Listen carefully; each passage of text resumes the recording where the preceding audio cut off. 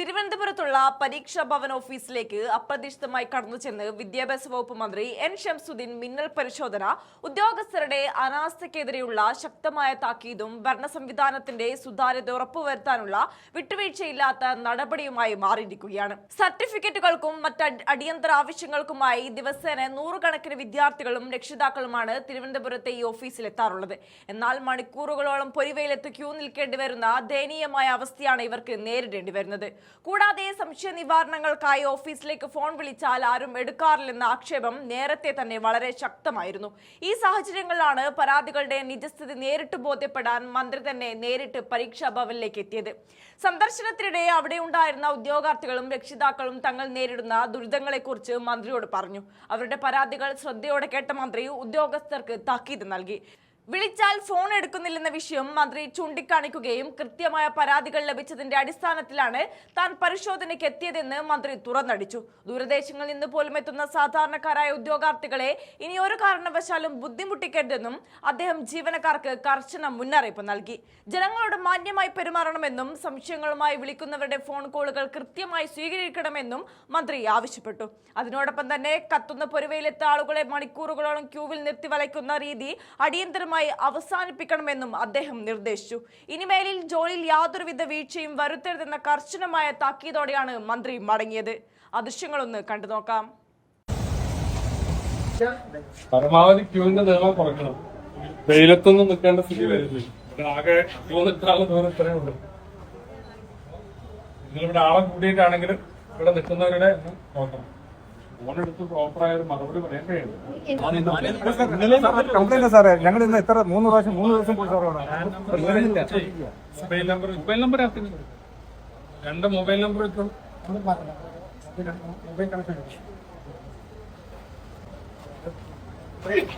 നമ്മൾ വരുമ്പോഴുള്ള പ്രോപ്പറായ മറുപടി കിട്ടുന്നില്ല എന്നുള്ളത്.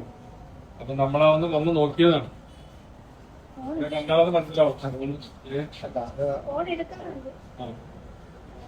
വേറെ നിങ്ങളെ കൂടാതെ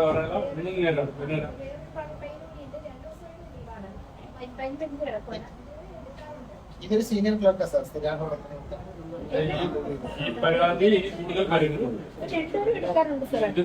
സംസ്ഥാനത്തിന്റെ നാനാ ഭാഗങ്ങളിൽ നിന്ന് ഇങ്ങോട്ട് വിളിക്കും.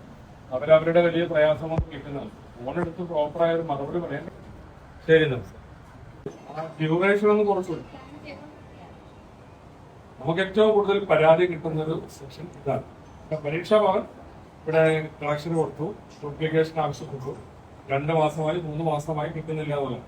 അതുകൊണ്ടാണ് ഞാനിന്നൊന്ന് നേരെ നോക്കിയിരിക്കുന്നത്. പറയുന്നത് അപ്പൊ ഏതായാലും അതൊന്ന് പ്രോപ്പറാക്കണം. ആളുകളെ വല്ലാതെ ഡിലേ വരുത്തരുത്.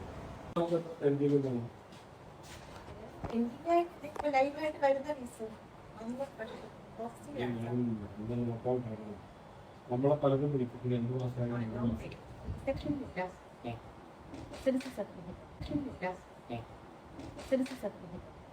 ഇതിലെ സെൽഫി ഇല്ല.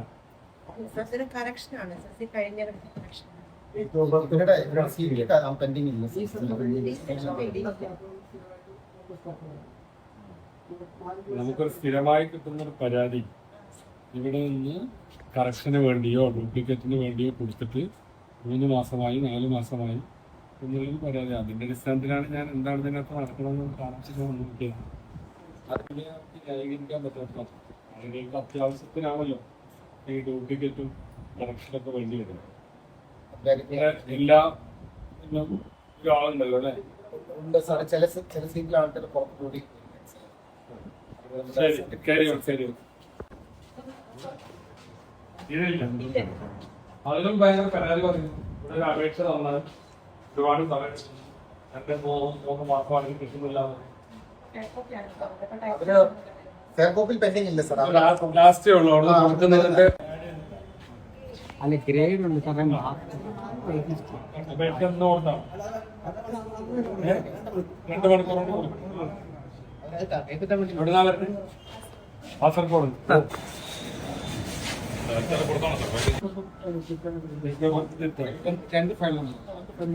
ഇന്ന് നിങ്ങൾ അന്വേഷിച്ചു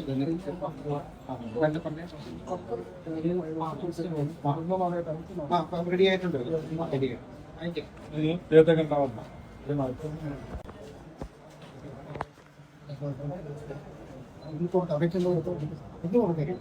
വേഗത്തിൽ വേണം പരമാവധി ഇപ്പൊ എടുക്കാം. എവിടെ ചെയ്ത് തരാം വേഗത്തിൽ ചെയ്ത് തരാം എല്ലാം അവിടെ കൊടുത്താൽ മതി. എങ്ങനെ വന്നാ? സർട്ടിഫിക്കറ്റ് കളക്ഷനാണ്. SLC കൊടുത്തിട്ട് എത്രയായി? എന്താ പറയുക 2 മാസം അതിനാവും. 2 മാസമായോ അപ്പൊ നിങ്ങൾ അന്വേഷിച്ചപ്പോ എന്താ സ്റ്റാറ്റസ് എന്താണ് നിങ്ങൾ കൊടുത്ത അപേക്ഷയുടെ ഇപ്പോഴത്തെ അവസ്ഥ എന്താണ് അന്വേഷിച്ചോ? A1 പണിയിൽ ആളില്ലാത്തതുകൊണ്ട് നിങ്ങൾ ആരോട് മറ്റാരോടും ചോദിച്ചു പോയില്ല ഡീറ്റെയിൽസ് കറക്റ്റ് ഫൈൽ നമ്പർ അറിയാല്ലേ ആ ഫൈൽ നമ്പർ തരും അത് മാത്രമായിട്ട് ചെയ്യാത്തത് എന്തിനൊന്നു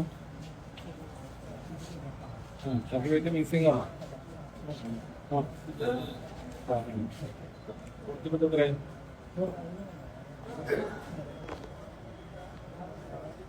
കൊടുത്താം.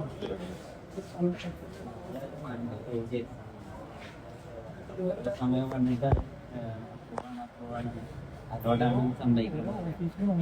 ഓരോ ജില്ലയിലും ഷോർട്ട് ലിസ്റ്റ് വരുന്ന സമയത്ത് ഡിക്ലറേഷൻ പക്ഷേ ആ സമയത്ത് നമുക്ക് ഇത് ചെയ്യാൻ കഴിയില്ല.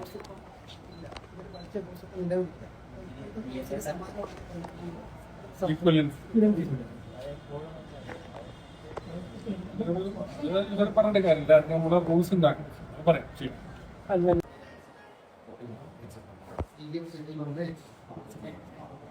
പ്രധാനമായിട്ടും ചെയ്യുന്ന പാർക്കില്ല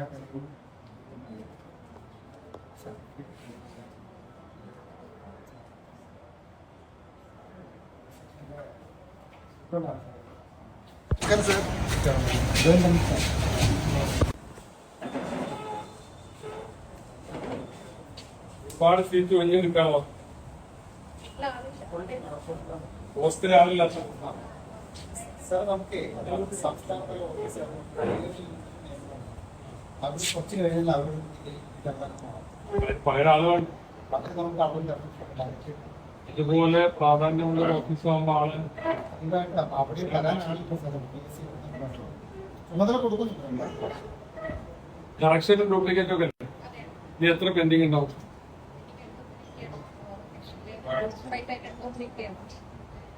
ഒരു 2 മാസം 3 മാസത്തിൽ കൂടുതൽ അപേക്ഷ തന്നിട്ട് പെൻഡിങ് വരുന്നു. ആളില്ലെങ്കിൽ അടുത്ത സീറ്റിൽ അഡ്ജസ്റ്റ് ചെയ്യണ്ടേ?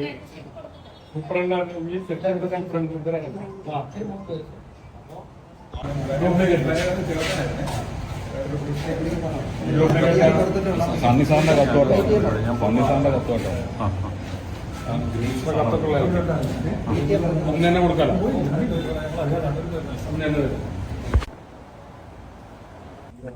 അതിലെവിടെയെങ്കിലും ഞാൻ ഇടപെടേണ്ടതുണ്ടെങ്കിൽ പറയും, പറഞ്ഞോളൂ.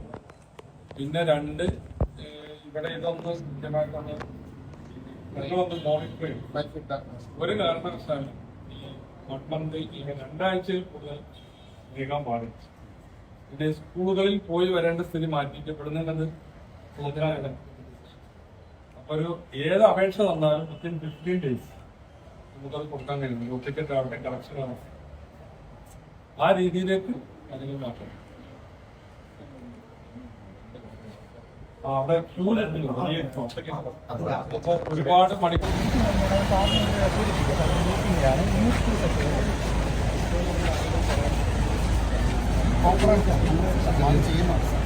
ചെയ്യുന്ന